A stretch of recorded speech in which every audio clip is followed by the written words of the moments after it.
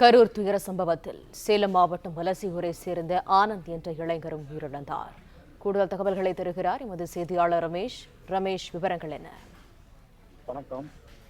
கரூர் கூட்ட நெரிசலில் சேலம் மாவட்டத்தைச் சேர்ந்த 2 பேர் பலியாகியுள்ளனர்.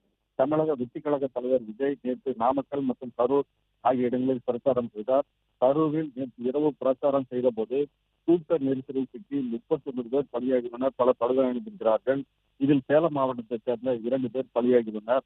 ஒருவர் சேலம் அயோத்தியாபுரம் அருகே உள்ள வலசூர் பகுதியைச் சேர்ந்தவர். இவரது பெயர் ஆனந்த், வயது 26 ஆகிறது. திருமணம் ஆனது இவருக்கு. குழந்தைகள் இல்லை. நேற்று இவரும் இவரது நண்பர்கள் 15 பேர் தனி பேருந்து வைத்துக் கொண்டு நாமக்கல் சென்றுவிட்டு பின்னர் கரூர் சென்றிருக்கிறார்கள். அங்கு கூட்ட நெரிசலில் ஆனந்த் சிக்கி பலியாகியுள்ளார். இவரது சடலம் பிரேத பரிசோதனை செய்து தற்போது வீராணத்துக்கு வழக்கிற்கு அனுப்பி வைக்கப்பட்டிருக்கிறது. இதனால் திரளான தொண்டர்கள் மற்றும் தாசில்தார் மற்றும் அதிகாரிகள் வந்திருக்கிறார்கள். இன்னும் சற்று நேரத்தில் ஆனந்தின் சடலம் அவரது இல்லத்திற்கு கொண்டு வந்து வைக்கப்படுகிறது.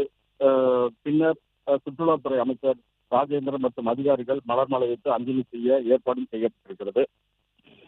பிளே ஸ்டோர் மற்றும் ஆப் ஸ்டோரில் இருந்து பாலிமர் செயலியை QR கோடு மூலம் பதிவிறக்கம் செய்யுங்கள். செய்திகளை உடனுக்குடன் பெறுங்கள்.